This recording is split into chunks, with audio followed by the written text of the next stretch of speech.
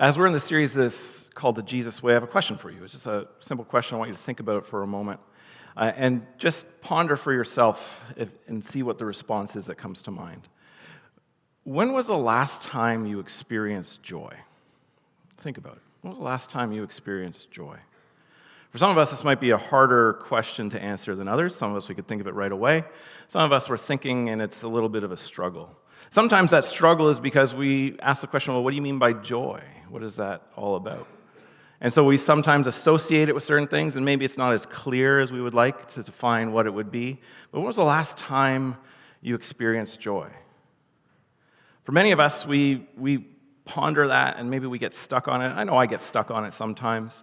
Because a lot of the time, what I think joy is, maybe it's hard to achieve in a consistent basis. One of the favorite movies that my kids, when they were growing up, was the movie Inside Out by Disney and Pixar. Some of you have seen it, you love it. I haven't watched the sequel. Don't ruin it for me. I'm sure it's great. It's been out for a while, I know. But in that movie, they have various emotional characters, and one of them is joy. And the character of joy, a lot of people love. It's a vibrant character, very excited, very enthusiastic. It seems like it's a very energetic and positive character, and a lot of people love that character. And there's a great character arc in that story, and I won't ruin it for you about how that character arc works. But for a lot of people, they associate the early description of joy as, positive, enthusiastic, energetic, happy. And we think that's what joy is. And if you watch the movie, you're a little bit familiar with it maybe, and you watch the movie and you realize the character of Joy is deeply concerned with everybody else being just like her, pushing joy on them. Is that what joy is? Everybody needs to be just like you, feeling happy, feeling excited, being glad of whatever's going on. Is that what joy is? And I think a lot of us struggle with what joy is because that's what we think. We think joy has to be exuberance, of happiness, just excitement about everything. And we know some people like that. You might know people who are like that. They're just wonderful to be around. It's positive all the time. But most people, that's not consistent. And most people, when they're trying to push it on you, that's not really joy either, because that's really a little bit like bad boundaries. Maybe a little bit of codependency, like I can't really experience this unless you are like this. That can't be joy. So what is joy? How do we experience joy? Jesus in John's Gospel says this in John chapter 15, verse 11. He says, I have told you this so that my joy may be in you and that your joy may be complete. So that my joy, Jesus says, his joy is in us, and that our experience of joy is full and complete.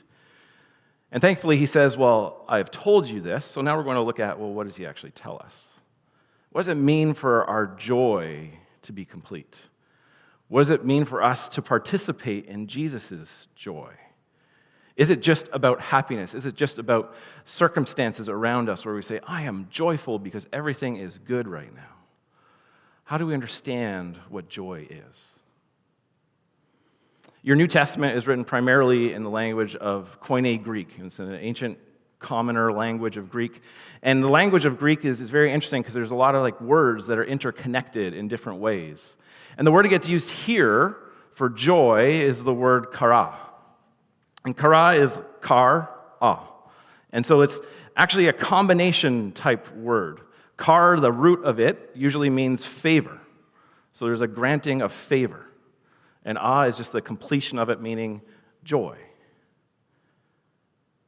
Kar also is the beginning of the word for grace, charis, to find favor in God. The New Testament authors, when they transcribed what God inspired for them through the experiences they had, were intentional of the words they chose. Because joy has a lot to do with grace. Joy is about being rooted in grace. And if we want to experience joy, we need to be rooted and connected to grace, God's favor for us. And it doesn't mean that we're always going to be excited or happy or everything's going to be great and we'll be positive no matter what, but it means we will be connected to grace and can find joy. And so I want to look at what joy is. Joy is not always easy, but it is good. Before the passage I read in John chapter 15, Jesus tells this fantastic parable. I've been very enamored as of late of the parables that Jesus tells, and particularly the agriculture and nature parables that Jesus tells, because there's so much richness in them. And God's been really speaking to me through them, and I've been very grateful for that. And in John chapter 15, he tells this. He says, in parabolic language, I am the vine, and my Father is the gardener. And so he's setting the stage that he is the vine. Many of you are in your agricultural season right now. Your lawns are immaculate. I know because I've driven by some of them. They're wonderful. Your flowers are planted. Things are beautiful. My yard, not so much, so you can come over later. I appreciate it. But you understand somewhat of like, okay, a vine. Maybe some of you actually have some vine or plants going on that you understand this. There's a connection there. There's a vine. There's something growing. There's something moving. There's some life that's going to come. There's going to be some fruit. There's going to be some flowers, whatever it might be. Jesus starts this statement that he's making to his followers and to us through the Gospel of John and says that he is the true vine, not just any old vine. He is the true vine. And his Father is the gardener.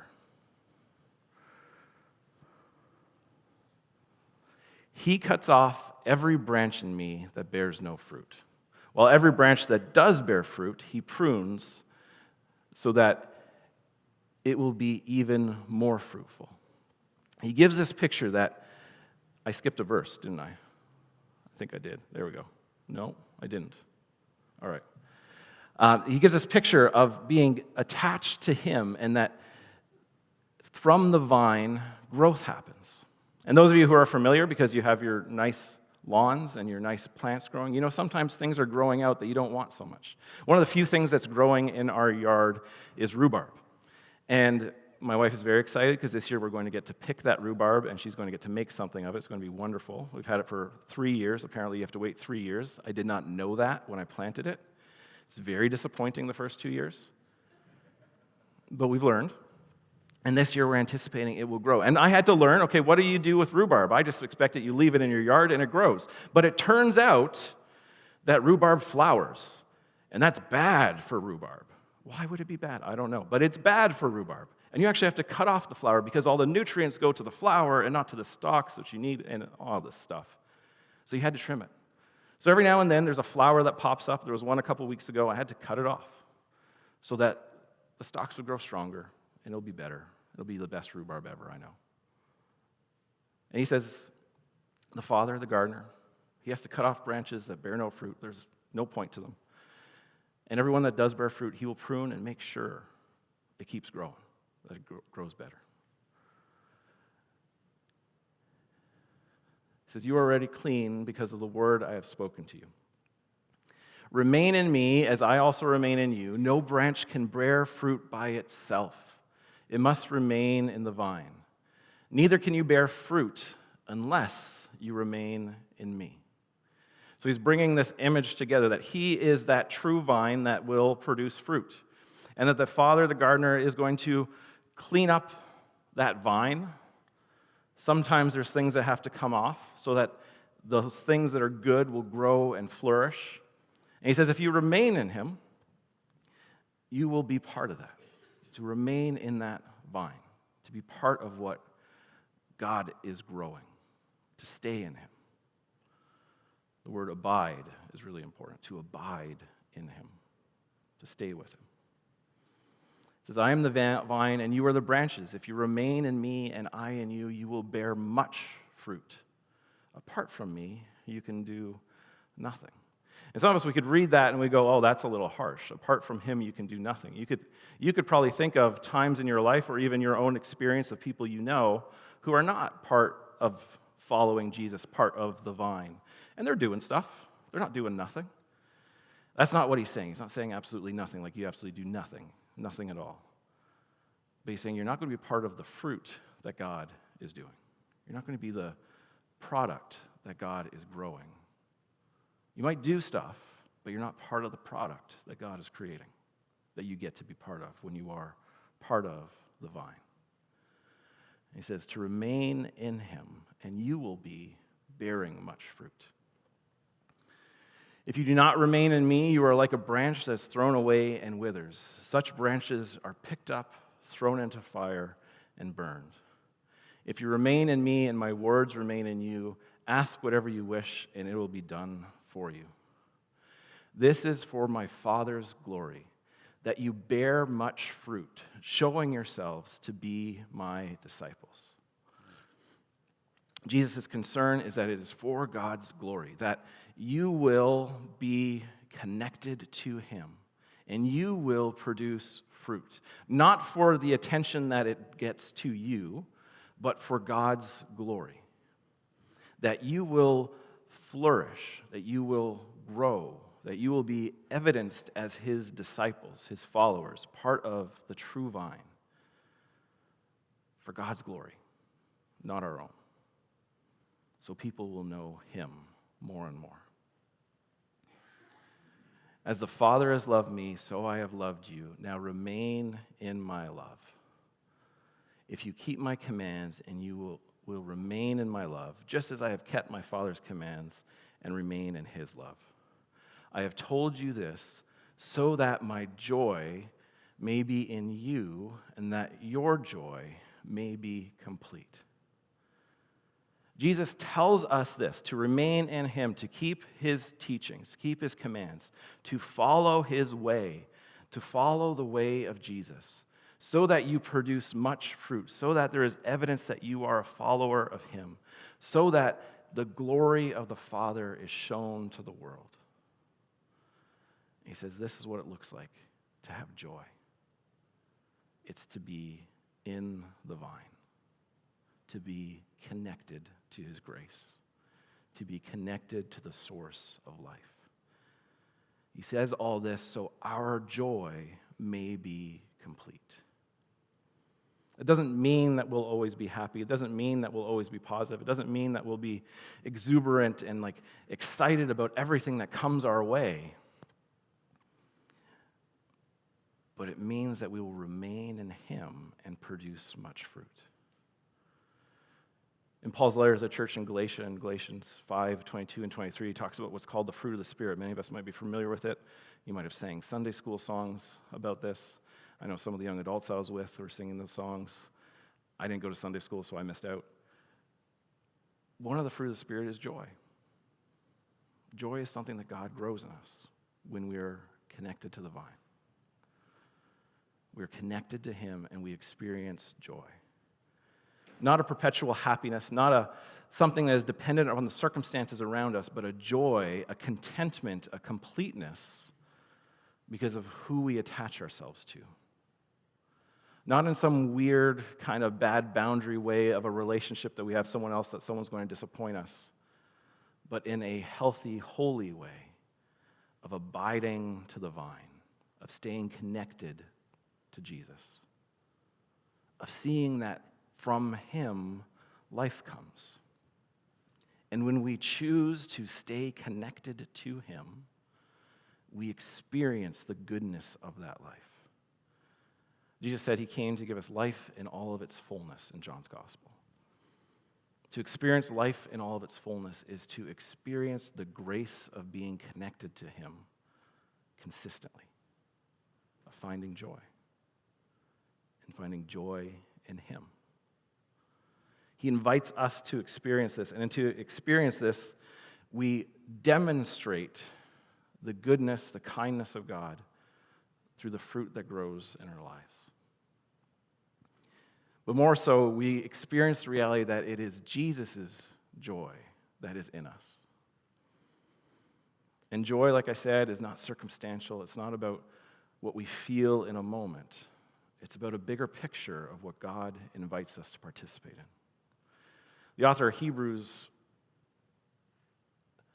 wrote this in Hebrews chapter 12. He says, fixing our eyes on Jesus, the pioneer and perfecter of our faith, for this joy set before him, he endured the cross, scorning its shame, and sat down at the right hand of the throne of God. For the joy that was set before him, for the contentment, for the gratitude, for the reality of the goodness of the grace that we are given before him, he endured the cross. Not for the happiness, not for the circumstantial fun, for the joy. Jesus endured. Endured is not a word that we always associate with joy or fun. When you have to endure something, it's usually because you don't want to do it. You endured school so you could get a job. You endured that discussion that you didn't want to have so that you could have a positive outcome on it. You endure things that you don't necessarily want to do. Jesus endured the cross for the joy set before him. And when we fix our eyes on him, the author says, when we abide in the vine, in the imagery that Jesus gives us, we are part of that joy. We experience that joy. Our joy can be complete. So that when we encounter in moments in life that we too have to endure, maybe it's the health concerns that we have, or maybe a loved one has. Maybe it's the relationship that we know is worth it, but it's just not easy right now. Maybe it's the hard work that we have to do to get to that next stage of school or a promotion at work or whatever it might be. And we have to endure it. But we can do that because we can abide and be part of that vine. And we can allow Jesus' joy that he saw before him, which is you and me, that helped him endure the cross. And we can be part of that fruitfulness, that expression of his goodness in the world around us. Maybe it's hard for you to remember when you last felt joy, because maybe you were thinking it's about something different than what it really is. But when's the last time you really felt close to Jesus? Where you really knew you were part of that vine? Where you really knew his joy was coming to you? Maybe you can't answer that either. Maybe you don't want to answer that. Maybe you're at a stage in your life where you're like, I don't even know if I like this whole true vine thing, if I want to follow this Jesus. Maybe that's a question we have to work through. I think most of us would answer the question, do we want joy in our life? Yes, we do. But some of us might not be ready to answer the question, well, how do we get it? But I still want to share with you. How do you live a life of joy? Jesus tells us in this passage that if you do these things, your joy will be complete. In fact, he says, if you keep my commands, if you keep my instructions, if you follow his way of life, your joy will be complete. His joy will be in us, and our joy will be complete. The circumstances that will face us, we can experience with joy, even if they're hard. So how do we live a life of joy? Well, it starts by staying centered in Jesus. Be Jesus-centered. We've talked about this before if you've been part of this church, and maybe it's a newer term for you. But it's this idea and reality that we are abiding in the vine, that our life is like in the orbit of Jesus, that every piece of it is connected, and every reality that we face is around the focus of Jesus being the center of our life. It doesn't mean we ignore people because of Jesus. It means actually we love people because we are Jesus-centered. To be Jesus-centered is to have that focus on him and to acknowledge that his way is the way that brings life. That when we abide in the vine, when we are attached to him, we will experience the fruit that he provides, the goodness that we so desire. And so we stay Jesus-centered. Joy starts with being Jesus-centered, but it doesn't end there. It also involves us when we think of who is around us of being others-focused, of acknowledging that there are people around us who need to be loved. Jesus says that we are to keep his commands to remain in his vine, and his command is to love one another. We need to be people who are others-focused, who recognize the people, whether we're sitting next to each other right now, or we see people walking down the street, or we see people in a coffee shop, or we see people at school or work, or wherever we see people. Those are people to be loved, not people to be scared of, not people to be hated, people to be loved. So as we stay Jesus-centered, we need to be other-focused, to look to others, to see how we can love and serve them. And to make our joy complete, we ourselves need to be fully surrendered to Jesus. One of the hardest things to do is to trust somebody for anything. And Jesus asks us to completely trust him to remain in the vine and trust that he will bring us to where we need to go. We need to be fully surrendered to him. We ourselves need to do that. And to do that, we can find joy. Many of us worry about what comes next, about what could be happening in the future, and we think, how do I make this happen for my best possible outcome? That's a normal thing that many of us do. We like to control.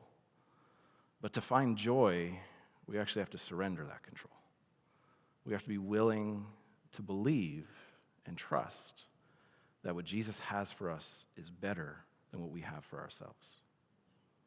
And so we have to choose to experience joy, to abide in the vine, to see what the life is that God has for us, to live the way of joy. We need to be Jesus-centered, others-focused, and ourselves surrendered. Because in that, we can find joy. We won't be trying to control all our situations. We won't be afraid of those around us, but we will be trusting him for all that he brings us and the opportunities we have. My prayer for us, whether you come to this church, whether you're here for one Sunday, whether you're exploring where you believe, is you be a person of joy, and you find the joy that is true and lasting, not a fleeting, circumstantial happiness based on what's happening in the moment, but a joy that abides in the vine, the true source of joy, and invites you to experience life in all of its fullness. Let's take a moment to pray. Heavenly Father, I thank you for joy, that you provide us with opportunity to experience fullness in life, that you are, Jesus, the vine, the one that if we stay connected to you, we can experience joy, but we can also experience peace. We can experience hope. We can experience a way of life that is so much better than sometimes we can do for ourselves.